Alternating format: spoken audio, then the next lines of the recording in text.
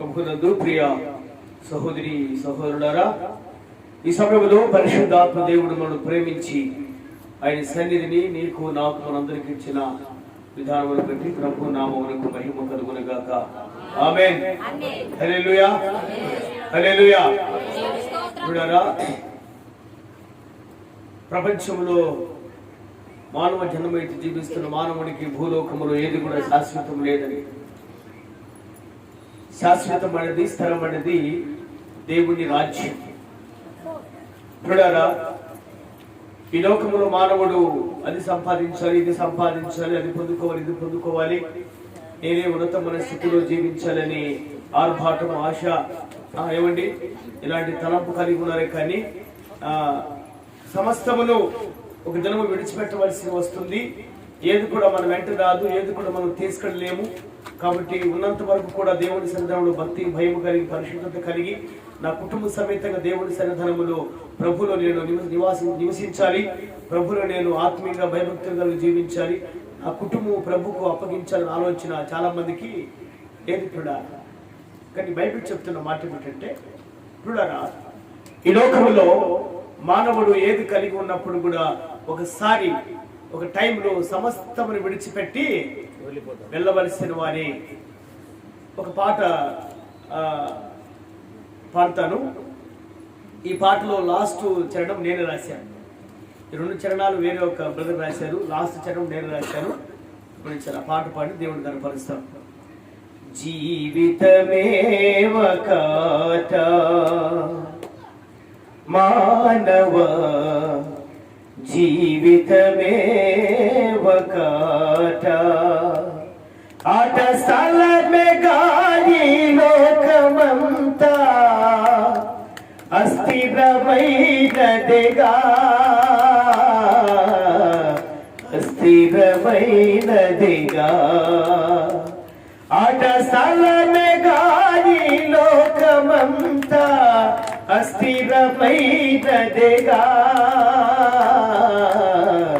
అస్థిరమైనదిగా, జీవితమే వకాట మానవ జీవితమే వకాట. అందరూ నావా అనుకొని తలచి ఆశలనెన్నో ఎంచుకొనేవు, అందరూ నావా అనుకొని తలచి ఆశలనెన్నో ఎంచుకొనేవు. ఎవరు నీవారు ఎవరు కారు, ఎవరు నీవారు ఎవరు కారు, మరణము తదుపరి ఎవరు రారు, ఏది రాదు. మరణము తదుపరి ఎవరు రారు, ఏది రాదు. జీవితమే వకాట మానవ జీవితమే వకాట. అందరూ నావా రదుకొని తలచి ఆశలనెన్నో ఎంచుకొనేవు, అన్నీ నావే ననుకొని తలచి ఆశలనెన్నో ఎంచుకొనేవు. ఎవరు నీవారు ఎవరు కారు, ఎవరు నీవారు ఎవరు కారు, మరణము తదుపరి ఎవరు రారు, ఏది రాదు. మరణము తదుపరి ఎవరు రారు, ఏది రాదు. జీవితమే వకాట మానవ జీవితమే వకాట. చివరి చరణం నేను రాశాను. ఏసే మార్గము ఏసే జీవము ఏసే సత్యము నమ్ము శోధన, ఏసే మార్గము ఏసే జీవము ఏసే సత్యము నమ్ము శోధన. నీ పాపములను ఒప్పుకొని, నీ పాపములను ఒప్పుకొని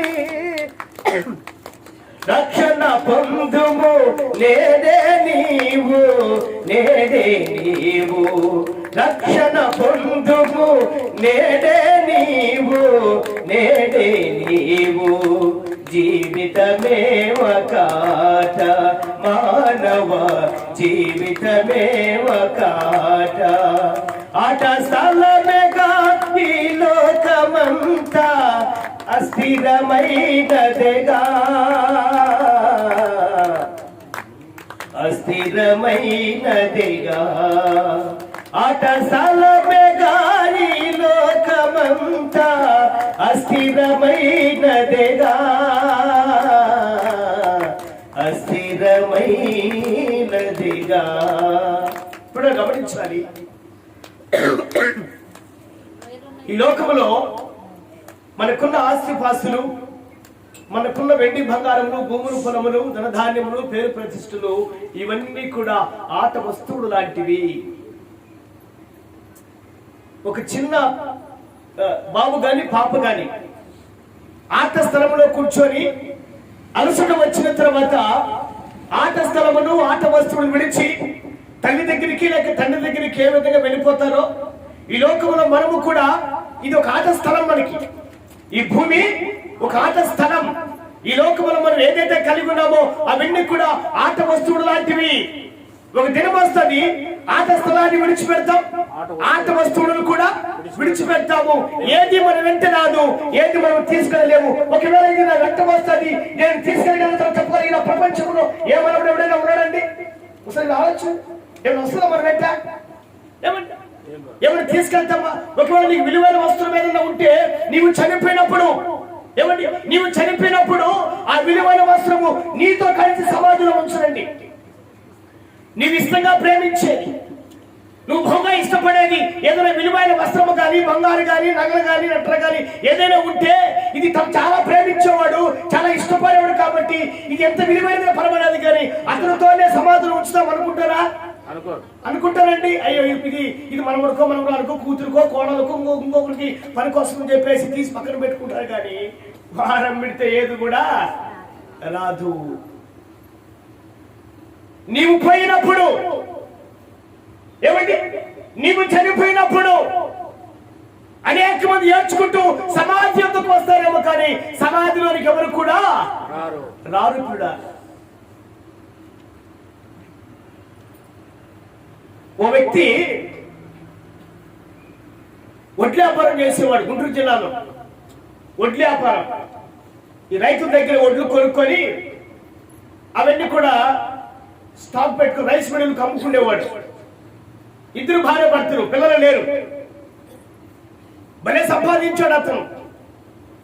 పైగా అందరూ అనుకునేవాడు, ఈ పిల్లలు లేరు కానీ వీడికి ఎందుకు డబ్బు మీద పిచ్చి అని చెప్పేసి అని అతను ఎప్పుడు కూడా కొనుక్కుంటా ఉండేవాళ్ళు, తిట్టుకుంటా ఉండేవాళ్ళు. కనీసం పిల్లి కూడా పిచ్చం పెట్టేవాడు కాదు ఈ వ్యక్తి.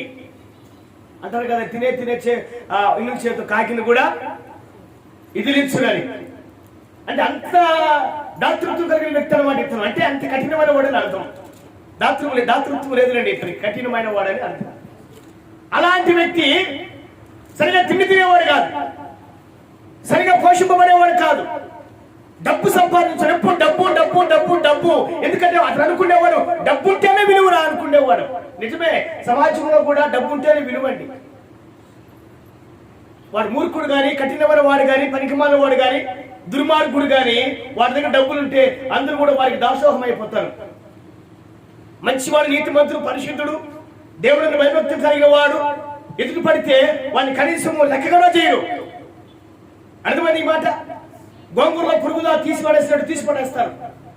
ఈ ప్రపంచం, ఈ సమాజము ఎవరికి విలువిస్తుందంటే డబ్బు కలిగిన వాడు మూర్ఖుడు గాని, డబ్బు కలిగిన వాడు పనికి మానవాడు గాని, డబ్బు కలిగిన వాడు ఎంత ఎదవైనా సరే వానికి ప్రేమిస్తారు, వానికి నమస్కరిస్తారు, వానికి వంగి దండాలు పెడతారు. కానీ పరిశుద్ధులకు, నీతిమంతులకు, యథార్థవంతులకు, న్యాయవంతులకు, సత్యవంతులకు, దేవుడిని భయభక్తి కలిగిన వారిని లెక్క కూడా చేయరు.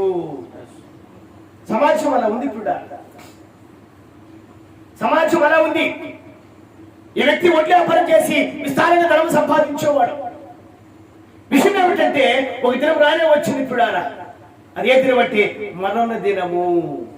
ఏ దినము? మరణ దినము. బైబిల్లో ఒక చక్కటి మాట నేను మీకు జ్ఞాపకం చేస్తాను. తీడు బైబిల్ గ్రంథం 88వ కీర్తన 40 వచ్చిన 48వ వచ్చిన అనుకుంటారు. 88వ కీర్తన 88 అన్నా 89 అన్నా 48వ వచ్చిన కీర్తన భాగం తీయండి ఒకసారి.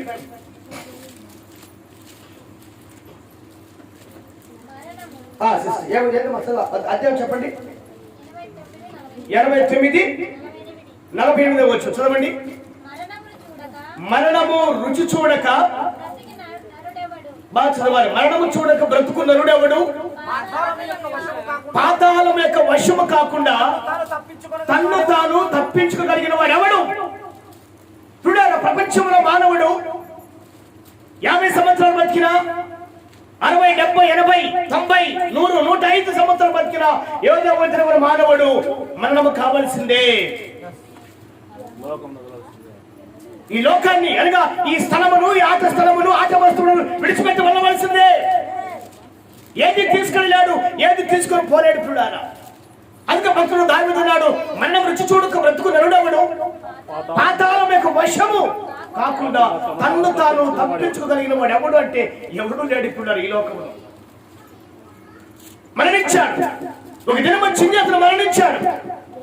మరణించిన తర్వాత చూడారా అతన్ని భూస్థాపన చేశారు. ఆ భూస్థాపన ఎలా ఉందంటే గ్రాండ్ గా ఉండదు. ఎలా ఉండదు? చాలా గ్రాండ్ గా. ధనవంతులు చనిపోతే అంత ధనవంతులే వస్తారు, పేదవాడు ఎవరు రాడు. పేదవాడు ఎవడన్నా వాడు అంటున్నాడంటే ఏదో సహాయం పొందుకున్న వాడు మాత్రమే వస్తారు. కానీ ఈ వ్యక్తి సహాయం చేసే వ్యక్తి కాదు, చాలా కఠినమైన వ్యక్తి. కొంతమంది అనుకుంటుంటారు చూడారా, గమనించారు. ఎంత ఆస్తి ఉన్నప్పుడు కూడా ఎవడు నాశనమైనా పర్వాలేదండి, ఎవడు పాలైనా పర్వాలేదు, ఎవడు ఏమైనా పర్వాలేదు, నేను, నా భార్య, నా పిల్లలు, నా ఆస్తితో నేనే సుఖపడాలని అనుకుంటారు. కానీ కనీసం నిలువలేని పొరుగు వారిని ప్రేమించాలి, ఆకలి ఉన్న వారికి ఆహారం పెట్టాలి, వస్త్రహీనులకు వస్త్రాలు ఇవ్వాలి, రోగిని పరామర్శించాలి, పరదేశం చేర్చుకోవాలి అని ఆలోచన చాలా మందికి తెలీదు. అసలు ఈ మాట తెలిస్తే కదా వాళ్ళకి తెలిసేదే. అసలు బైబిల్లో ఉన్న సత్యాలు తెలిస్తేనే వాళ్ళు దాన్ని పాటిస్తారేమో. బైబిల్లో సత్యం చాలా మంది తెలియదు. ఇప్పుడు బైబిల్ గురించి ఏమని బోధిస్తారంటే అది మాకు సంబంధించింది కాదండి, అది క్రైస్తవ మతము, అది అమెరికా దేవుడు, ఆస్ట్రేలియా దేవుడు, ఇంగ్లాండ్ దేవుడు. ఏమండి చూడారా, యేసుక్రీస్తుల వారు ఒక దేశానికి, ఒక మతానికి, ఒక కులానికి దేవుడు కాదు. ఆయన ఈ లోకంలో పాప సంబంధమైన జీవితంలో జీవిస్తున్న ప్రతి ఒక్కరికి దేవుడు ఆయన. ఎందుకంటే మానవుడు పాపములో జీవించుట, పాపములో పడి నశించుకోవడం దేవుడికి ఏమాత్రం కూడా ఇష్టం లేదు. బైబిల్ చెప్తున్న మాట, నశించిన దానిని వెతికి రక్షించుటకు వచ్చాడు. ఎవరు నశించిపోతున్నారు?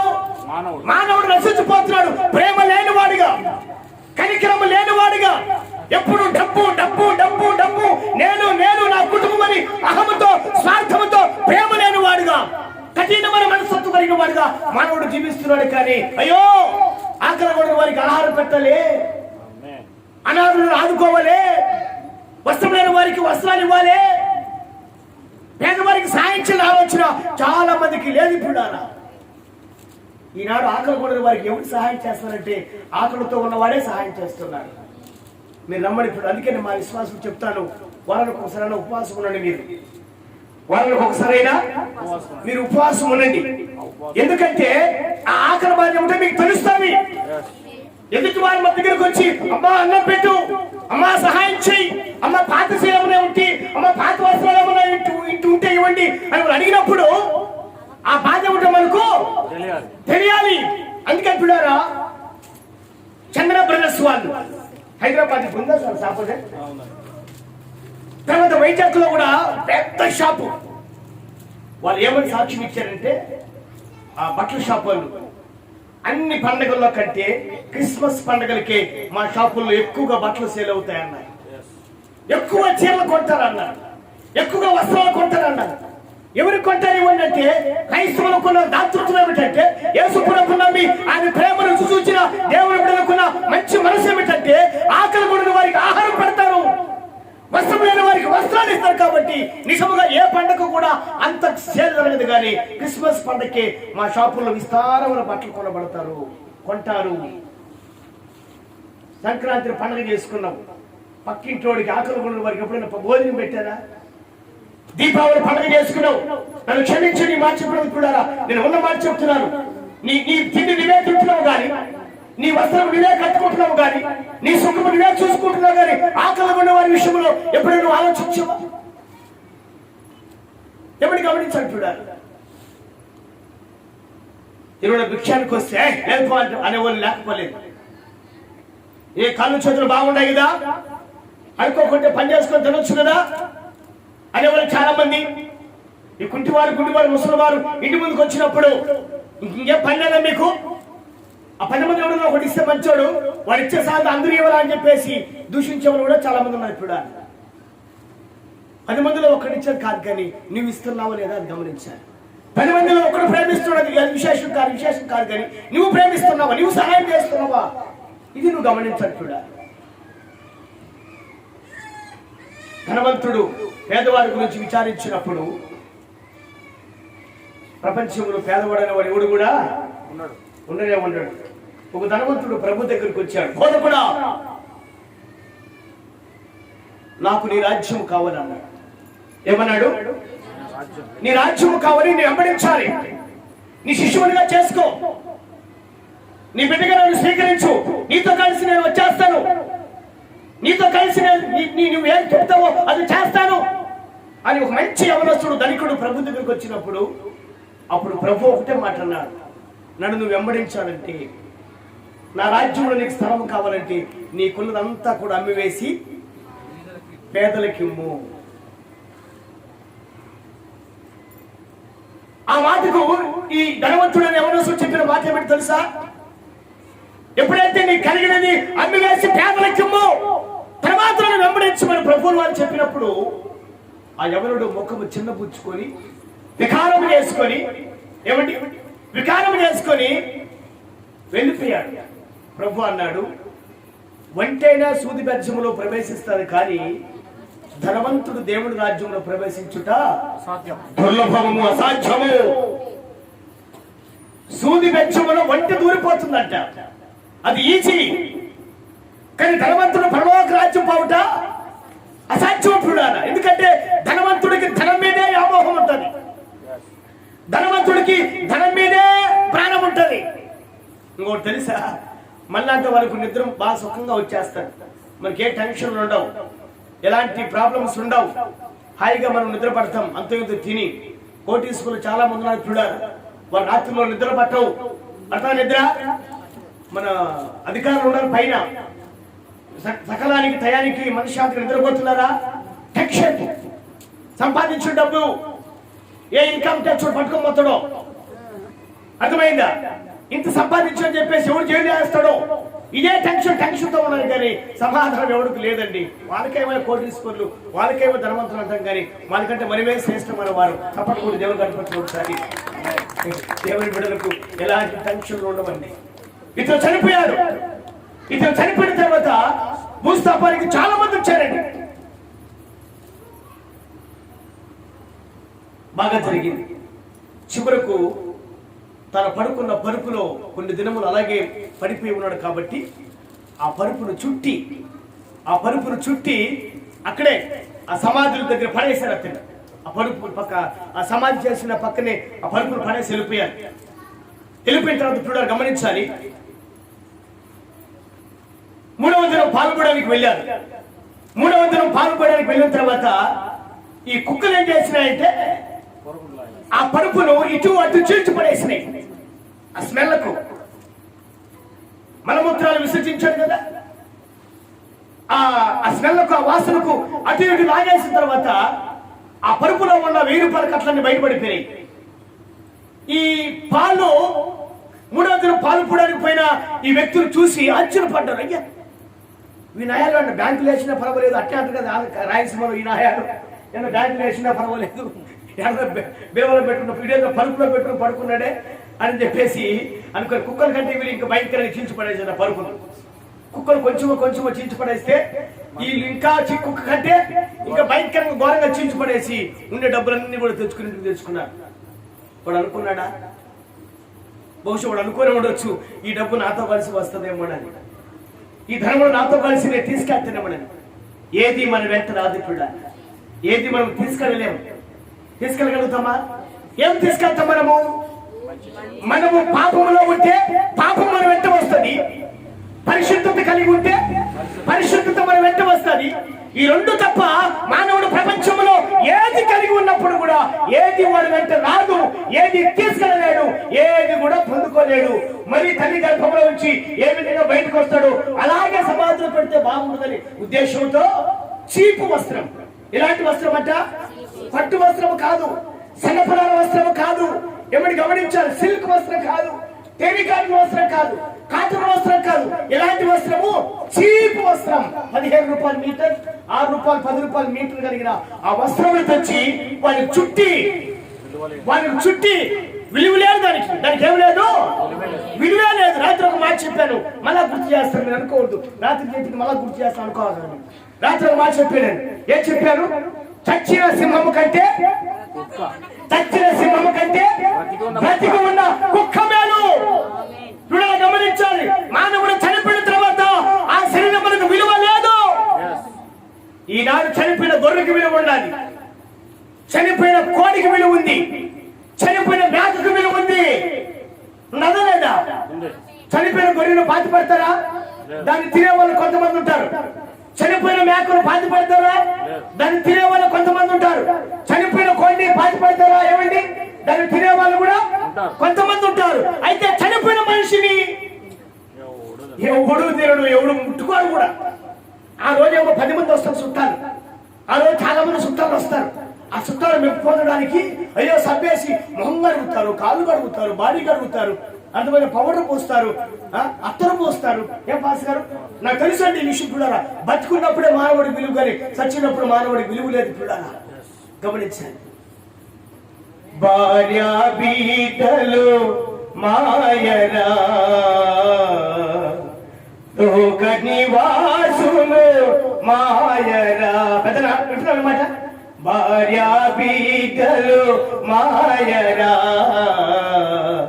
లోక నివాసులు మాయరా, మరచిపోతులు ఒక దినమే.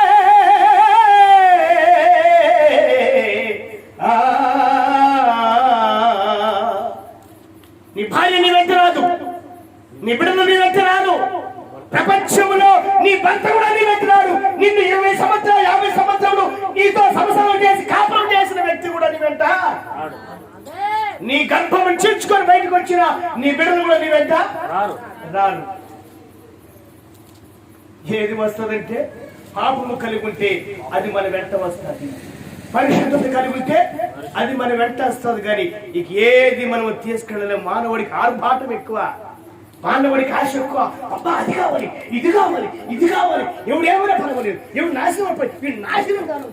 ఈ ముసలి తక్కువ కాదండి, వీడు నాశనం కాదు, వీడు తీసుకుని మొన్న అన్ని వాడికి కావాలి. సత్య రాములు ఎత్తుకుపోతాం ముసలామని ఏమన్నా ఇప్పుడు ఎత్తుకుపోతారండి. ఎంత ఆశ మానవుడికి, ఎంత విన్నప్పుడు కూడా లాస్ట్ కు నీ అప్పటి నాయకున్నట్టుగా మళ్ళీ అదే పనికి అదే కొనసాగుతుంది. ఇంకా దేవుడు స్తోత్ర కలుగును కాదు. మానవుడు మరి జ్ఞానం కలిగిన వాడా అజ్ఞాన మూర్ఖుడా, దీని గురించి మనం ఆలోచించాలి. వాళ్ళు అంటారు, మన అదే వాళ్ళు కూడా అంటారు, ఏది మనం తీసుకెళ్ళాము ఎవరా, ఏది మన వెంట రాదురా, ఏది మన ఏ సంవత్సరం సంపాదించినా మనకు ఏది కూడా మనకు కారణే కాదురా అంటారు కానీ మనం అదే పాటిస్తారు. చూడాలా, ఒక్కసారి గుర్తిరగండి, మన జీవితము ఒక మాయ. మానవుడి జీవితము ఒక మాయ. నువ్వు ఎప్పుడు మాయమైపోతావు నీకు తెలియదు, ఎప్పుడు చనిపోతావు నీకు తెలియదు. ఈ లోకము విడచి నీవు ఎక్కడికెళ్తావు తెలియదునా నీకు ఏ గడియో. అయ్యో మానవా ఇది మాయరా, అయ్యో మానవా ఇది మాయరా. ఆస్తిపాస్తులున్నవని అదిరి పడకురా, నీకు అంద చందమున్నదని మురిసిపోకురా. వినాలి మాటలు. ఆస్తిపాస్తులున్నవని అదిరి పడకురా, నీకు అంద చందమున్నదని మురిసిపోకురా. నీవు అందాల మనిషివని మట్టి బొమ్మ వెరా. అయ్యో మానవా ఇది మాయరా. మాయపడారా, ఎప్పుడు మాయమైపోతామో మనకు తెలియదు. కానీ మనము సజీవంగా ఉన్నప్పుడే, మనం ఆరోగ్యంగా ఉన్నప్పుడే, మన సమాజంలో సంచరిస్తున్నప్పుడే ఒక ఆలోచన రావాలి, మనం ఒక తీర్మానానికి రావాలి. పుడారా, ప్రభు ఈ లోకములో ఏది కూడా శాశ్వతం లేదు నాయన. శాశ్వతమైన స్థిరమైనది నీ రాజ్యము. నీ రాజ్యం నాకు దయచేయమని ఆయన సన్నిధానములో నువ్వు అడిగినట్లయితే తప్పనిసరిగా దేవుడు ప్రేమ కలిగిన దేవుడు. దేవుడికి స్తోత్రం కలిగిన బైబిల్ చెప్తుంది, దేవుడి లోకమును ఎంతో ప్రేమించెను. దేవుడి లోకమును ఎంతో ప్రేమించెను. ఎలా ప్రేమించాడంటే తన ప్రాణములే పెట్టేంత కూడా దేవుడు ఆయన ప్రేమించడం. కానీ చాలా మందికి ఆయన ప్రేమ విలువ తెలియదు కూడా. ఆయన ప్రేమలో ఉన్న మాధుర్యం, ఆయన ప్రేమలో ఉన్న గొప్పతనం, ఆయన ప్రేమలో ఉన్న ఒక అద్భుతము మానవుడు గ్రహించలేకపోతాడు కూడా. నేను ఒక కుటుంబాన్ని జ్ఞాపకం చేస్తాను, ఒక మంచి కుటుంబాన్ని, బైబిల్లో ఉండే కుటుంబాన్ని. ఒక వ్యక్తి దేవుని యందు బహుభయభక్తులు కలిగిన వాడు. ఎంత భక్తి అంటే చాలా భక్తి కలిగిన వాడు. అతడు కేవలం భక్తి కలిగిన వాడే కానీ లోక సంపాదన మీద ఎలాంటి ఆశ కలిగిన వాడు మాత్రము కాదు. చాలా మంది అనుకునేవారు ఎప్పుడు భక్తి భక్తి భక్తి, ప్రార్థన, దేవుడు దేవుడు దేవుడు అనుకుంటా ఉన్నాడే. భార్యను ఏ విధంగా పోషిస్తాడు, బిడ్డలను ఏ విధంగా పోషిస్తాడని చెప్పేసి ఎప్పుడు కూడా ఆ అక్క ఈ అక్క ఆయమ్మ ఆడుకోసుకుంటా ఉండేవాళ్ళు. గమనించండి చూడారా, ఈనాడు చాలా మంది వాళ్ళ గురించి వాళ్ళకి తెలియదు కానీ ఇతరుల గురించి మాత్రం దండలు పడతా ఉంటారు. భూతత్వ వేసులు మరీ చూస్తారు. ఆలోచించాలి చూడారా, ఎప్పుడు ఒకరి గురించి మాట్లాడుకోవడము, ఒకరి గురించి మనం చులకనగా చూడడము, ఒకరి గురించి హేళనగా మాట్లాడము, ఇది మన జీవితంలో ఏమాత్రం కూడా ఉండకూడదు. నీవు ఏ కొలత కొలుస్తావు అదే కొలత నీకు కూడా కొలవబడు. మానవుడు విత్తనము లాంటి వాడు అంట. ఎలాంటి వాడు? విత్తనము లాంటి వాడు. నీవే విత్తనము విత్తుతావో అదే పంటకు వస్తావు. మిరప విత్తనం విత్తితే కంది పంటకు వస్తావా? ఏమంటే మిరపే వస్తావు. ఒకవేళ కంది పంట విత్తితే మిరప పంటకు వస్తావా? కందేగా వస్తావు. పెసలు విత్తినా పెసలు పంటే, శనగలు విత్తినా శనగ పంటే, వరి విత్తినా వరి పంట వస్తుంది. కానీ వరి విత్తి శనగలు, శనగలు విత్తి వరి కూడా నువ్వేమి విత్తుతావో అదే పంట కోస్తావు కూడా. కాబట్టి ఒక్కసారి ఆలోచించాలి. ఎదుటి వారిని మనము భూతద్దం పెట్టి చూడకూడదు. నీ కంట్లో పెద్ద దూలం పెట్టుకొని, నీ కంట్లో పెద్ద దూలం పెట్టుకొని ఎదుటి వారి కంట్లో నడుస్తూ ఇంతకు నువ్వు ఏ పాటు వాడివి, వాడి కంట్లో నడుస్తూ బాగా క్లియర్ గా కనపడాలంటే నీ కంట్లో పెద్ద దూరం ఉండదు. అబ్బా ఎంత భక్తి అమ్మయ్యగా, అబ్బా ఎంత భక్తి. ఎప్పుడు బైబిల్ పట్టుకుని పతానే ఉంటుంది ఉరవకొండకు, పతానే ఉంటాడు ఉరవకొండకు. అలాంటి వారి నోరు నువ్వు ముయ్యాలంటే సమాజంలో, గ్రామంలో నీ సాక్ష్యం బాగుండాలి. దేవునికి స్తోత్రం కలుగును. నీ సాక్ష్యము బాగుండాలి. భాస్కర్ వాళ్ళు ఇట్టంటున్నారు అట్టంటున్నారని చెప్పేసి నువ్వు ఏడుపు ముఖం పెట్టుకుంటే కరెక్ట్ కాదు. నువ్వు చేయవలసిన పని ఏమిటంటే ఎవరైతే నిన్ను ద్వేషించారో, దూషించారో, నిన్ను హేళన చేశారు వారి పట్ల నువ్వు ప్రేమను కనపరచాలి, ప్రేమను చూపించాలి. నేను ఎప్పుడప్పుడు అంటూ ఉంటాను, బైబిల్లో సువార్తలు 4. ఎన్ని సువార్తలు? 4 సువార్తలు. 5వ సువార్త సంఘములో, గ్రామంలో నీ సాక్ష్యం బాగుంటే అది నీవే ఒక సువార్థికురాలి. నీ సాక్ష్యం బాగుంటే నీవే ఒక సువార్థికుడివి. యేసు గురించి చెప్పాల్సిన అవసరం లేదు. నీవు ఆనాడు అపోస్తలుడైన పౌలు గారు గమనించాలి. ఒక స్థలంలోనికి వెళుతున్నప్పుడు, ఎరుషలేము కూడా వెళుతున్నప్పుడు పుతోను దెయ్యము, ఏదేమంట పుతోను దెయ్యము అపోస్తలుడు పౌలును చూసి వీరి సర్వోన్నతుడైన దేవుని దాసులు, సర్వలోకమునకు రక్షణ మార్గమును ప్రచురించడానికై సంచరించుచున్నారని చెప్పేసి పదే దేవుడి సేవకుల గురించి సాక్ష్యం చెబుతున్నాడు. దేవుడి గురించి సాక్ష్యం చెప్తూ ఉన్నప్పుడు పౌలు వ్యాఖ్యపడి నీవు గారు సాక్ష్యం చెప్పాల్సింది మేము రా అన్నాడు. దెయ్యం గారు దేవుడు చెప్పాల్సింది మేము అని అనుకోని వెంటనే సతనా అన్నాడు. వెంటనే దేవుడు నామముపేట గద్దించినప్పుడు ఆ సాతాను, పుతోరుడైన సాతాను ఆ స్త్రీని విడిచి వెళ్ళిపోయింది. దెయ్యము సాక్ష్యం చెప్తున్నది. దేవుడు ఎవరు, దేవుడి సేవకులు ఎవరు అన్నాడు. గణేశుడి దేశంలో యేసుక్రీస్తు వారు అద్దెను దాటి గణేశుడి దేశంలో అడుగు పెట్టక ముందే 2000 దెయ్యాలు పట్టిన, చాలా దెయ్యం పట్టిన వారు పరిగెత్తుకుంటూ యేసు సర్వోన్నతుడైన దేవుడా, సర్వలోకములకు అధికారి, సర్వాధికారి, నాతో నీకేం పని? చప్పట్లు కొట్టి దేవుడు ఏమని సాక్షి చెప్పాడమ్మా? నాతో నీకేం పని? నీవు సర్వోన్నతుడివి, నీవు సర్వలోకములకు అధికారివి, సర్వమును సృష్టించిన వాడివి, సర్వమును కలుగు చేసిన వాడివి. నీవు తప్ప ప్రపంచంలో ఏది కలుగు చేయలేదు, నీవే కలుగు చేసినావు. సమస్తమును కలుగు చేసిన వాడు నీవే, సమస్తమును సృష్టించిన వాడు నీవే. ఈనాడు నీవు నా శ్రమలకు వచ్చినావు, నాతో నీకేం పని అన్నాడు వాడు. అప్పుడు ప్రభు ఉద్దేశం ఏంటంటే, నీతో నాకు పడలేదురా, నీతో నాకు పడలేదు. నీ ఎవరిని బట్టి పీడిస్తున్నావో, ఎవరిని బట్టి కుటుంబానికి దూరం చేస్తున్నావో, ఎవరిని నీవు సమాధానం లేకుండా, సంతోషం లేకుండా భార్య బిడ్డలకు దూరం చేసినావో, ఆ వ్యక్తితో నాకు పని, కానీ నీతో నాకు పని లేదు. ఈనాడు దైవ మనుషుల్లో కుటుంబంలో ఉన్న వ్యక్తిని బట్టి పీడిస్తూ సమాధానం లేకుండా, సంతోషం లేకుండా, భార్య భర్తల మధ్యలో సమాధానం లేకుండా విడదీయడానికి సాతానుడు పంచుకున్నట్టున్నారు. అలాంటి వ్యక్తి కూడా సాక్ష్యం చెప్తున్నాడు యేసు ప్రభు గురించి.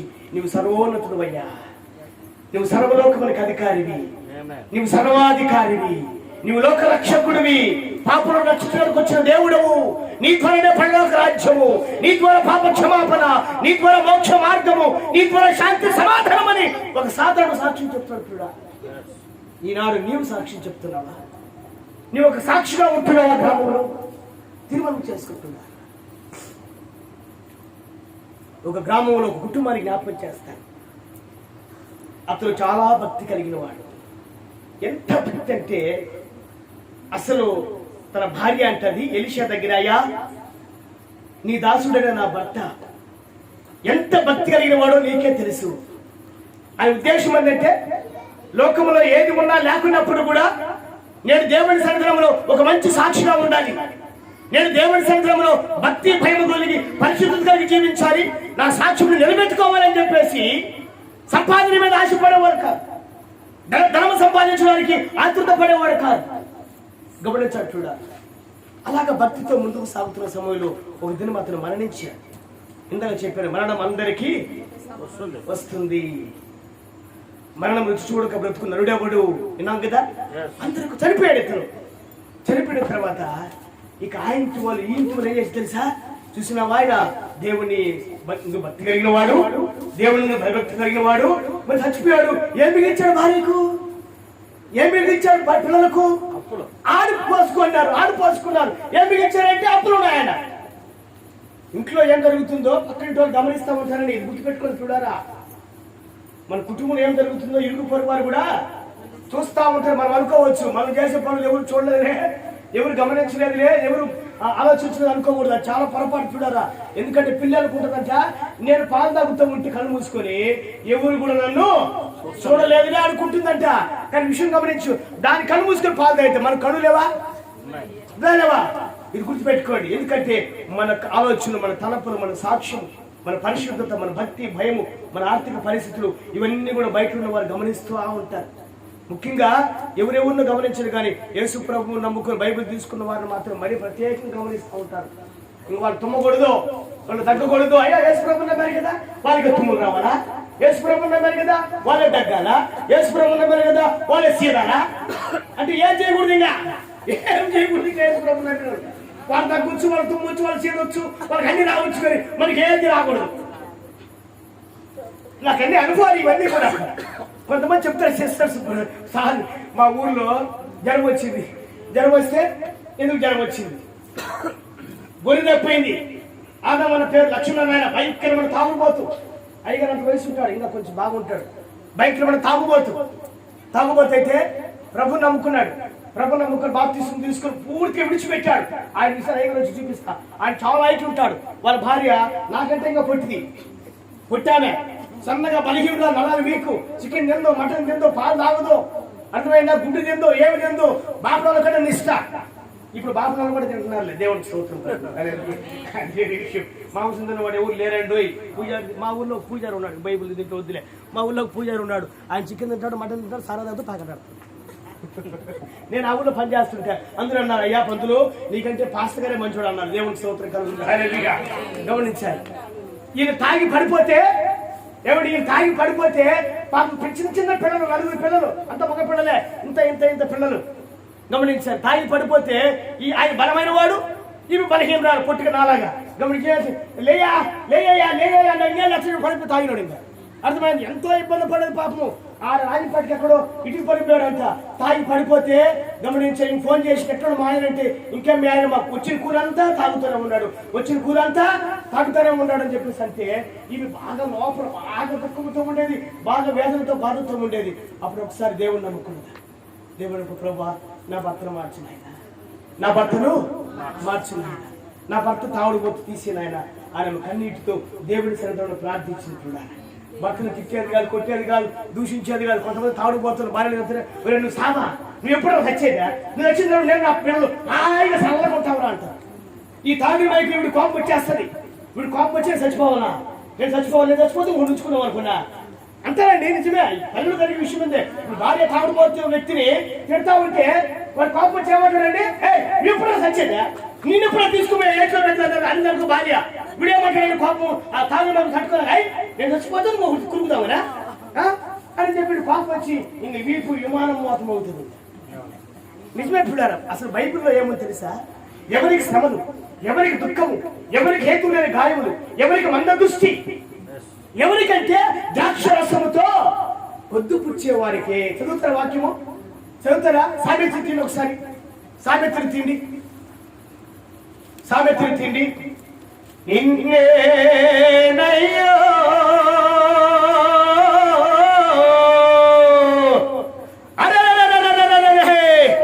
యేసయ్యా పిలిచినాడు, నిన్నే నక్కో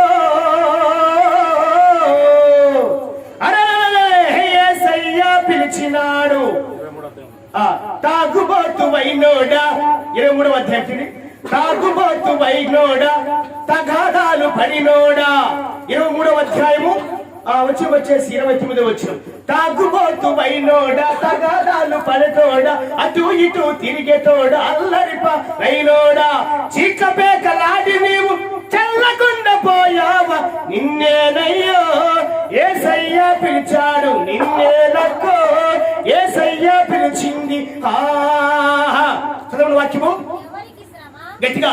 ఎవరికి శ్రమ, ఎవరికి దుఃఖం, ఎవరికి జగడములు, ఎవరికి చింత, ఎవరికి హేతువు లేని గాయములు, ఎవరికి మంద దృష్టి, ద్రాక్షరసముతో పొద్దు పుచ్చే వారికే కదా.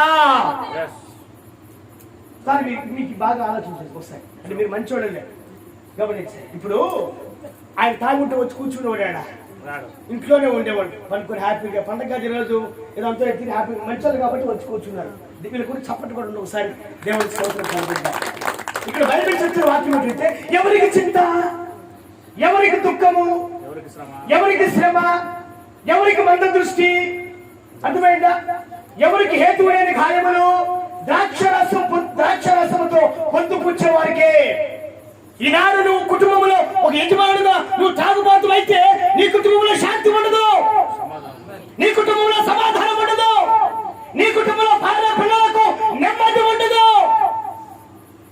కారణం ఏంటంటే ఎప్పుడు గొడవ గొడవ గొడవ.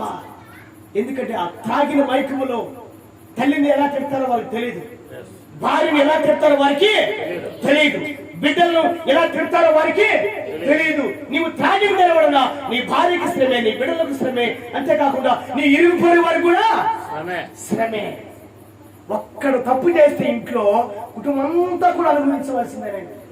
ఇక ఎప్పుడు ఆ ఇంట్లో కొట్లాడుకుంటా ఉంటే, ఎప్పుడు గొడవ అంటే పక్కింట్లో కూడా నిద్ర పట్టదు. నిద్ర పట్టదు. ఏమమ్మా బుద్ధి ఉందా మీకు? మీ ఆయన తాకుండా ఉన్నప్పుడు కొంచెం చెప్పుకోవచ్చు కదా, బుద్ధి చెప్పుకోవచ్చు కదా. వారితో మాట్లాడకపోయి వాళ్ళతో మాట్లాడితే తాగవలసి వెళ్ళిపోతారు కదా, రాత్రి వచ్చి మరి విమానం పోతుంది, వీడిని కొడతారు. ఎందుకంటే రాత్రి టెంటవరా నువ్వెంతా, నీ బతికంతా, నీ కథ అంతా రారా చూసుకున్నామంటాడు తాయి, రారా చూసుకున్నామంటే వాడి వాసన పెరుగుతుంది. రారా చూసుకున్నామని వాడు అంటాడు, వీడంటాడు, వాడు అంటాడు, వీడు మధ్యలో నలిగిపోయిన ఎవరు? భార్య పిల్లలు, కుటుంబం. అందుకే ఎవరికి దుఃఖం, ఎవరికి చింత, ఎవరికి శ్రమ, ఎవరికి హేతు లేని గాయములు, ద్రాక్షరసముతో పొద్దు పుచ్చువారు. మరి ఎలా ఉంటారు? కింద చదవండి మాటలు. కలిపిన ద్రాక్షరసము రుచి చూడుట, రుచి చూచు వారికే కదా ద్రాక్షరసముగా మద్యపానము మిక్కిలి ఎర్రగా ఉండును, అది గ్లాసులో తలతలలాడుతుంటుందట. త్రాగుటకు రుచిగా ఉండును కానీ దాని వైపు చూడకము, పిమ్మట అది సర్పములే కరుచును, కట్ల పాములే కాటువేయును. విపరీతమైనవి కళ్ళకు కనపడినప్పుడు నీవు వెర్రి మాటలు మాట్లాడదు. ఏం మాట్లాడతారు? వేరే మాట్లాడుతూ వాడితే రాలంటారు. రాలని పక్కకు వచ్చిన మనకు వాడిని విసిపెట్టడా? మనం విసిపెడతాడా? వాడిని కొట్టే మనకు ఇబ్బంది. వాడంటే తాగున్నాడు, నీకంటే బుద్ధి లేదు అంటారు. అలాంటప్పుడు పై చేయడం ఉంది, తాగేవాడిదే. ఒట్టొట్టి పై చేయడం ఉండదు ఎప్పుడు కూడా. ఎందుకంటే వాడికంటే బుద్ధి లేదు. కలిసిన తాగే మైకులు నీకేం బుద్ధి లేదురా అంటారు. చూసినావా? అది ఎలా ఉంటుందంట? అది ఎర్రగా ఉంటుంది. నేను తాగేమని చూశాను. నేను 1987 నుంచి 1995 వరకు Hyderabad Priya art production cinema తీసి ఆఫీసులో పనిచేసేవాడిని. ఆఫీస్ బాయ్గా పనిచేసినప్పుడు పాస్ గారు వాళ్ళు బ్రాండ్ రమ్మని చెప్పేవాళ్ళు. మ్యాక్డోనల్ బ్రాండ్ అప్పుడు ఫుల్ బాటిల్ 116 రూపాయలు. ఈ లెక్కలన్నీ మాకు తెలుసు. అప్పుడు చూసిన నేను ఎప్పుడు తాగదు, పొరపాటు కూడా అనుకోవద్దు. నాకే అలవాటు లేవు, సినిమా చూసే తప్ప. బీరు బాటిల్ 19 రూపాయలకి వినిపిస్తుంది బీరు. ఇంకా అన్ని తెచ్చిపెట్టి, బిస్లరీ సోడా తెచ్చిపెట్టి, వాటర్ బాటిల్ తెచ్చి వాళ్ళు తాగుతూ ఉంటే పక్కన నిలబడుకొని చూస్తా ఉండేవాడిని నేను. ఆ గ్లాసులో పోసుకొని, నాకు తెలుసండి ఇవన్నీ, తెలియకపోవడం ఏమంటే కూర్చొని ఆ టీపాయ్ మీద టేబుల్ మీద ఇట్లా పోసుకుంటాడు. నిర్మాత, డైరెక్టర్, వాడు వీడు అందరూ వచ్చారు, పెద్ద పెద్దలంతా పోసుకొని ఫస్ట్ ఇట్లా ఫస్ట్ ఉలికి పడతారు.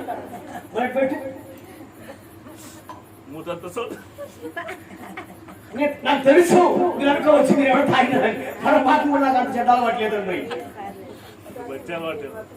వాడు తాగేటప్పుడు వాడు ముఖం చేంజ్. మీరు ఎవరన్నా ఉన్నారా?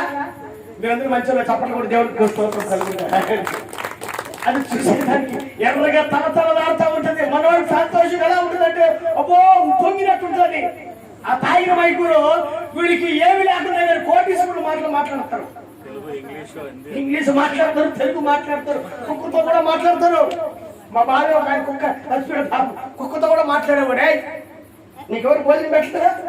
ఎర్రాయే పడవరావే అని చెప్పేసి కుక్క నిలుచుకుని మాట్లాడబోతుంది. మా యొక్క వద్దు ముఖం మీద అడదు. మా యొక్క కుక్క ముఖం వాడలేదు మా బాబు. ఇవన్నీ లిటర్లో తిరిగితే ఇవన్నీ మనకు తెలుస్తాయి. దేవుడికి స్తోత్రం కలుగుగా ఆలోచించండి.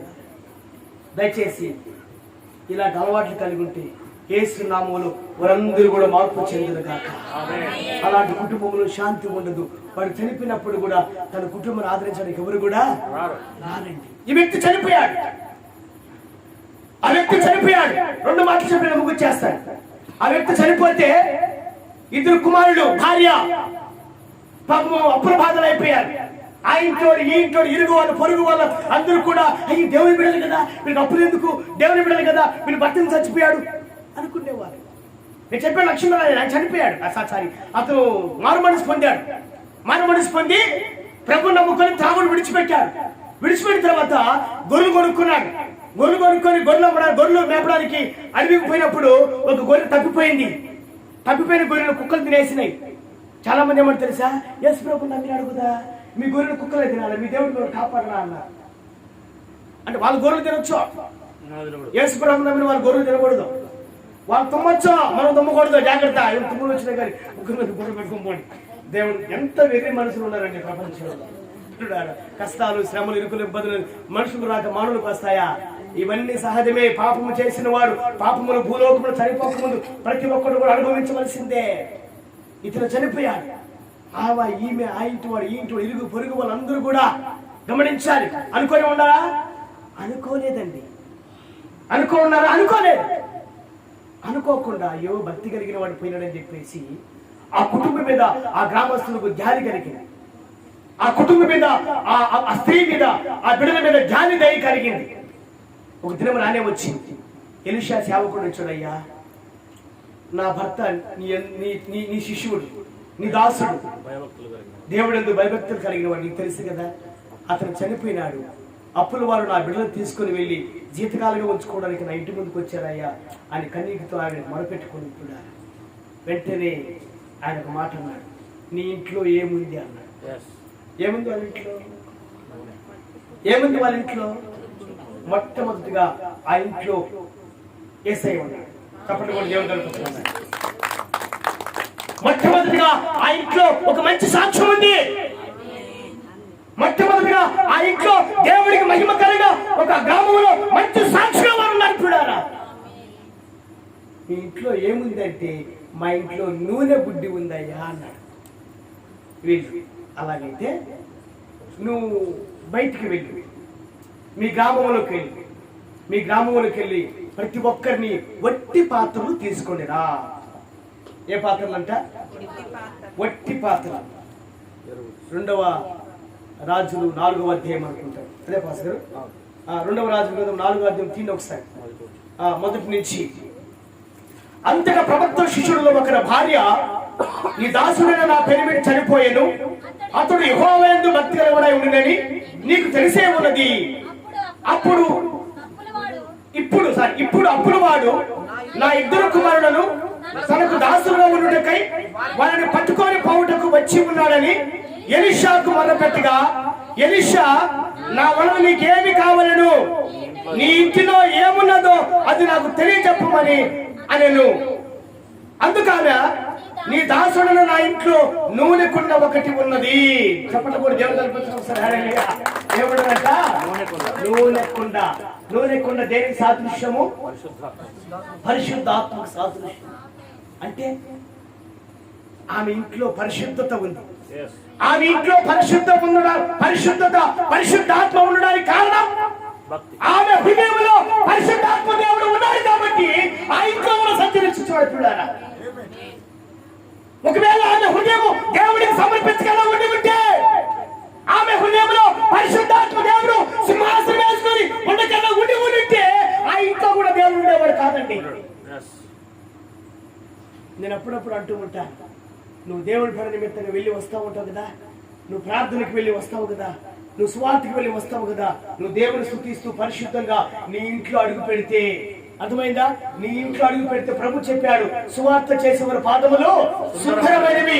ఏ స్థలము అడుగు పెట్టినా ఆ స్థలము దేవుడికి మహిమకరంగా ఆశీర్వదించబడుతుంది. ఒక సేవకుడు వచ్చి నీ ఇంట్లో అడుగు పెట్టాల్సిన అవసరం లేదండి. సేవకులను వెంబడిస్తూ ఉన్నప్పుడు, సేవకులు లోబడి సేవకులు చెప్పే మాటలు వింటూ దేవుడిని భక్తి భయం కలిగి పరిశుద్ధత కలిగి మంచి సాక్ష్యం కలిగి నువ్వు జీవిస్తున్నప్పుడు, అదే భక్తితో, అదే విశ్వాసంతో, అదే నమ్మకంతో, అదే పరిశుద్ధతో నేను తీసుకొని నీ కాళ్ళు పెట్టినప్పుడు నీ మైండ్ కూడా పావనమైపోతుంది. దెయ్యాలుంటే దెయ్యాలు పారిపోతాయి, అప్పులుంటే అప్పులు పారిపోతాయి, కష్టాలుంటే కష్టాలు పోతాయి, ఇరుకులు ఇబ్బందులు వ్యాధి బాధలు ఏది ఏది ఏది ఏ స్థలంలో ఏ మూల అది ధైర్యం ఉన్నప్పుడు కూడా ఆ చీకటి యేసు నామములో తొలగిపోతుంది. నీ ఇంట్లో ఏముంది? నా ఇంట్లో నూనె కొండ ఏముందట? అయితే ఒట్టి పాత్రలు లేవయ్యా. అయితే బయటకెళ్ళు నువ్వు. ఇరుగు పొరుగు వారి దగ్గర రాయబడిన వాక్యం టైం లేదు. ఇరుగు పొరుగు వారి దగ్గర ఎరువు తెచ్చుకోమ్మా. ఇప్పుడు ఆమె అక్కడికి వెళ్ళాలి, ఆ వీధిలో ఉన్న ఇరుగంటి వారికి వెళ్ళాలి, పొరుగింటి వారికి వెళ్ళాలి. మరి ఆ ఇంటికి పోవాలి అంటే ఆ ఇంటి వాళ్ళు ఈమెకు అనుకూలంగా ఉండాలి కదా, ఆమెకు మంచి సాక్ష్యం ఉండాలి కదా. ఏమంటే గమనించారు, ఒక ఇంట్లోకి వెళ్ళింది అమ్మా అన్న, ఆ ఇంటి వాళ్ళు ఎదుర్కొన్నారు. ఎదుర్కొని ఏం కావాలమ్మా, ఏమో ఇట్లా వచ్చినావు, ఏం కావాలమ్మా. ఎప్పుడు కూడా ఇంటికి పోయింది కాదు, ఎప్పుడు కూడా ఆకలితో ఉన్నప్పుడు బాధలతో ఉన్నప్పుడు అమ్మ సహాయం చేయమని చేయి చాపిన వ్యక్తి కాదు. ఎందుకంటే ఆమె చెయ్య దేవుడి వైపే ఉంది. ఇప్పుడు ఆమె కళ్ళు దేవుడి వైపు ఉన్నాయి, ఆమె హృదయం దేవుడి వైపు ఉన్నది. మనుషులు నమ్ముడి కంటే, మనుషులు తెలియపరచడానికి కంటే, మనుషులు మరపెట్టడానికి కంటే యెహోవాను నమ్ముట శ్రేష్టం అనుకున్నది. ఎన్ని కష్టాలు వచ్చినప్పుడు కూడా అడుగు తీసి బయట పెట్టలేదు, లోకం వైపు చూడలేదు, లోకంలో ఉన్న వ్యక్తిని ప్రేమించలేదు. భక్తితో భయముతో బిడులు పెట్టుకొని దేవుని నిత్యం ప్రభా నీవే మాకు సహాయము, ప్రభా నీవే మాకు ఆదరణ, ప్రభా నీవే మాకు అన్ని అండా సమస్తము నీవే చెప్పేసి దేవుని సన్నిధిలో కనిపెట్టుకొని ఉన్నది. ఒక దినం రానే వచ్చింది. దేవుని సేవకుడు నడుచుకుంటూ అడుగు పెట్టాడు ఆ ఇంట్లో. దేవునికి స్తోత్రం. ఎప్పుడైతే నీ ఇంట్లో దేవుని సేవకులు అడుగు పెడతారో, ఎప్పుడైతే నీ కుటుంబంలో దేవుని సేవకురాలు అడుగు పెడతారో, ఎప్పుడైతే దేవుని సేవకుడు నీ గ్రామంలో, నీ పట్టణంలో, నీ వీధిలో ఎప్పుడైతే సేవకులు పాదాలు సంచరిస్తారో ఆ గ్రామం ఆశీర్వదించబడుతుంది, ఆ కుటుంబం ఆశీర్వదించబడుతుంది, ఆ గ్రామంతో కూడా పరిశుద్ధంగా పాలనగా మార్చబడుతుంది. ఇది సత్యం. ఇంటికి వెళ్ళింది, అడిగిన వెంటనే నోట్లో మాట నోట్లో ఉండే వెంటనే టకటక తెచ్చి పాత్రలు ఇచ్చేసి పిల్లల దగ్గరికి చెప్పించి ఇంట్లో పెట్టినా పోరాలి. ఇంకొక అబ్బాయి ఇంకొక స్థలానికి వెళ్ళాడు. ఏం బాబు ఇలా వచ్చినాడు ఆయన? అమ్మ మాకు పాత్రలు కావాలి, పాత్ర. అయ్యా అవునా, నోట్లో మాట ఉండగానే తీసుకుని పో. ఎంత ఆకర్షణ అండి, ఎంత ప్రేమ. వాళ్ళ సాక్ష్యం బాగుంది. ఏముంది అక్కడ? సాక్ష్యం బాగుంది. వాళ్ళ సాక్ష్యాలన్నీ కూడా ఉత్తు సాక్ష్యాలే. చర్చిలోకి వచ్చి నా దేవుడు గొప్ప దేవుడు, గొప్ప దేవుడు, నా ఇంటి వారు, నా పొరుగింటి వారు కనీసం కన్నెత్తి కూడా చూడలేదు. నా జనం వస్తే పాస్టర్ అయితే చూశాడు, పాస్టర్ చూసింది కానీ మా పక్కింటి పట్టించుకోలేదు. కారణమేంది? కారణమేంది? నువ్వు మంచోడమైతే నువ్వు పిలవాల్సిన అవసరం లేదండి. అయ్యో పాపను వాళ్ళే వచ్చేస్తారు. నీలో ప్రేమ ఉంటే ప్రేమకు ఆకర్షణ, ప్రేమకి ఏముంటుంది? ఆకర్షణ. ఇప్పుడు గమనించాలి. ఇప్పుడు వర్షాకాలం వస్తుంది కదండి, వర్షాకాలం వస్తుంది కదా. వర్షాకాలం లైట్ చేస్తే ఏమొస్తాయి? పడతాయి ఈగలు వస్తాయి, ఉసుళ్ళు వస్తాయి, పురుగులు వస్తాయి, బల్లులు వస్తాయి, తొందరలు వస్తాయి, వాటిని తినడానికి పాములు కూడా వస్తాయి. కరెక్టేనండి. కారణం ఏంటి? వెలుగు ఆకర్షణ. అదే వెలుగు లేకుండా పురుగులు రావు, తొండలు రావు, కప్పలు రావు, బలులు రావు, ఎలుకలు రావు, పాములు రావు, ఏది రాదు కంపకు.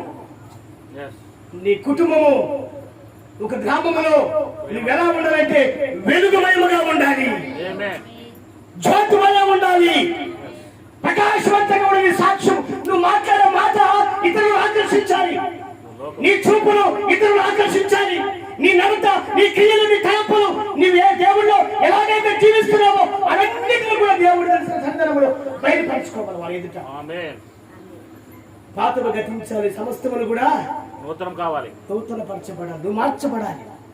ఒక మంచి సాక్ష్యం కలిగి నువ్వు ఉన్న వ్యక్తి అయితే ఆ గ్రామంలో నువ్వు అడుగు పెట్టిన వెంటనే అందరూ నీ దగ్గరికి వచ్చి మాట్లాడతారు. ఇక్కడ గమనించండి. అదే ఒక వ్యక్తి పోయి ఆ కూర్చొని మాట్లాడుతున్నాడు, దాంతో రాజపల్లి ఆయన దాని కొంప వేయడానికంటే, దాని ఇంటి వేయడానికంటే, ఆ పనికి మనోడు వాటిని తొక్కేదానికంటే ఇంట్లో ఉమ్మల పడడం మంచిది అని ఆలోచన మాటలు వాళ్ళ నోట్లు రాకూడదు. వాస్తవకాన్ని మాట్లాడాలి. ఇప్పుడు ఎలా ఉన్నావు నీవు? ఈ రాత్రి కలిసి ఆలోచించాలి. పరీక్ష చేసుకుని నీవే బిడ్డలు ఒక పక్కన, భార్య ఒక పక్కన, తల్లి ఒక పక్కన, బిడ్డలు ఒక పక్కన, ఊరంతా తిరిగారండి. ఊరంతా తిరిగితే అందరూ ప్రేమించారు, అందరూ ఆదరించారు, అందరూ పలకరించారు. వాళ్ళ ఇంట్లో ఉన్న పాత్రలన్నీ కూడా అన్నీ ఇచ్చేసారు, తీసుకొచ్చారు, ఇంట్లో పెట్టుకున్నారు. ఇక తలుపు మూయండి అన్నాడు. ఎవరు? ఎలీషా గారు. తలుపు మూయండమ్మా, తలుపు మూయండమ్మా. తలుపు మూచారు. దేవునికి మొరపెట్టారు, దేవుని స్థుతించారు, దేవుని కనపరిచి. చూడాలా, నువ్వు సమాజంలో మంచి సాక్షిగా ఉన్నప్పుడు దేవుని దృష్టిలో కూడా నువ్వు మంచి సాక్షిగా ఉంటావు. పౌలు అంటాడు, నేను ప్రజలకు మంచివాడిగా ఉంటే దేవుని చెడ్డవాడును, దేవుని చెడ్డవాడుగా ఉంటే ప్రజలకు కూడా చెడ్డవాడను. కాబట్టి ప్రజలకు మంచివాడనే, దేవుని కూడా మంచివాడనే. ప్రజల పట్ల మంచి సాక్ష్యం కలిగి ఉన్నాను, దేవుని పట్ల కూడా మంచి మనస్సాక్షి కలిగి ఉన్నాను. ఈనాడు నీవు దేవుని పట్ల మంచి మనస్సాక్షి కలిగి ఉండాలి, ప్రజల పట్ల కూడా మంచి మనస్సాక్షి, దేవుని మనన పొంది ఉండాలి, ప్రజల యొక్క మనన కూడా మనము పొంది ఉండాలి. అప్పుడు వెంటనే వెళ్ళి తలుపు మూసి ప్రార్థన చేశారు. మీరు ప్రార్థన పూర్వకంగా ఆత్మీయంగా బలంగా ఉన్నారు. ఎలీషా గారు ఆ నూనె గుడ్డ తీసుకొని ఆశీర్వదించి వట్టి పాత్రలో వస్తా ఉన్నాడు. అన్ని నిండిపోయినాయి. అప్పుడు అన్నాడు, ఇంకా లేవో పాత్రలు, ఇంకా పోయి తప్పండి అంటే, అయ్యా ఉన్నటన్నీ ఇచ్చేశారు నాయన, ఉన్నవన్నీ కూడా మాకే ఇచ్చారు, ఇక పాత్రలు లేవు. అద్భుతం, ఆశ్చర్యం, అన్ని పాత్రలు నింపబడ్డాయి. నూనె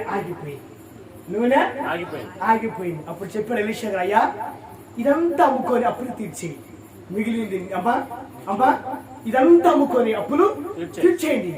మిగిలింది నీవు నీ బిడ్డలు అనుభవించండి, జీవించండి, పోషించుకోండి. ఆ విధమైన ఆశీర్వాదము దేవుని కృప ద్వారా ఆమె పొందుకున్నది చూడాలి. నాకు భర్త లేదని ఇష్టానుసారంగా తిరగలేదు, నాకు భర్త లేదని చెప్పేసి తెగిన గాలి పట్టములాగా, తోక తగిన గాలి పట్టములాగా అటు ఇటు గంతులు వేయలేదన్న. ఎందుకంటే ఆమె దేవుని బిడ్డ. దేవుళ్ళో నిలబడిపోయినారంటే కథలు లేదు. తుఫాను వచ్చినా, శ్రమలు వచ్చినా, అప్పులు వచ్చినా, ఏది సంబంధించినప్పుడు కూడా ఎప్పుడైతే దేవుని సందర్భంలో బలముగా నిలబడిందో ఆమె అటు ఇటు కదలలేదు. ఒక భక్తుడు ఒక పాట పాడాడు, చలిగా పెనుగాలిలో నైనా జడివానలోనైనా ఆరిపోదులే నీవు వెలిగించిన దీపము, నీవు వెలిగించిన దీపము, నీవు వెలిగించిన దీపము. ఒకసారి నువ్వు దేవుని సన్నిధిలో వెలిగించబడిన తర్వాత, ఒకసారి దేవుని సన్నిధిలో నువ్వు వెలిగించబడిన తర్వాత ఆరిపోకూడదు. ఆరిపోతే నీ కొరకు పరలోక రాజ్య ద్వారములు తీయబడవు. ఆరిపోతే నీవు దేవుని యొక్క జీవితంలో నుంచి నీ పేరు కొట్టివేయబడుతుంది. ఆరిపోతే నీవు నాకు తెలియదు పోతాడు ఆయనంతే. నిలబడు, బలముగా నిలబడు, శక్తివంతుడుగా నిలబడు, దేవుడికి మహిమకరంగా నిలబడు. ఈ రాత్రి కాలసమున దేవుడు నిన్ను ఆశీర్వదిస్తాడు. ఆ దేవుడు ఎవరు తెలుసా? నేను ప్రకటిస్తున్న నజరేయుడైన యేసుక్రీస్తు వారు. ఆయనే మార్గమై ఉన్నాడు, ఆయనే జీవమై ఉన్నాడు, ఆయనే సత్యమై ఉన్నాడు. ఆయన ద్వారా పాప క్షమాపణ, ఆయన ద్వారా పరిశుద్ధత, ఆయన ద్వారా మోక్ష మార్గము. యేసు రక్తము లేనిదే మానవుడి పాప క్షమాపణ లేదు. యేసు లేనిదే మానవుడికి పరిశుద్ధత లేదు. యేసు లేనిదే మానవుడికి మోక్ష మార్గం లేదు. కనుక పుల్లారా, ఈ రాత్రి కాల సమయంలో పాపములో జీవిస్తున్న మానవుడిని పరిశుద్ధపరచడానికి ఆయన కలువరి శిలువలో నీ కొరకై, నా కొరకై, ఈ ప్రపంచంలో ఉన్న ప్రతి మానవాళి కొరకై ఆయన కలువరి శిలువలో పవిత్రమైన రక్తమును కార్చాడండి. ఆ రక్తము కూడా శక్తి ఏమిటి తెలుసా? ఆ రక్తంలో ఉన్న గొప్ప విలువ తెలుసా? ఆ రక్తము, ఆ పవిత్ర రక్తము, ఆ నజరేయుడైన యేసు రక్తము ప్రతి పాపమును కడిగి, ప్రతి పాపమును కడిగి పవిత్రపరచును. చెప్పని ఆ రక్తము నీకు కావాలా? ఆ పరిశుద్ధత నీకు కావాలనా? ఉరవకొండలో యేసుక్రీస్తు సంఘం ఉంది. పాస్టర్ పావరాజు గారు ఉన్నారు, దైవజనుడు అమ్మగారు ఉన్నారు.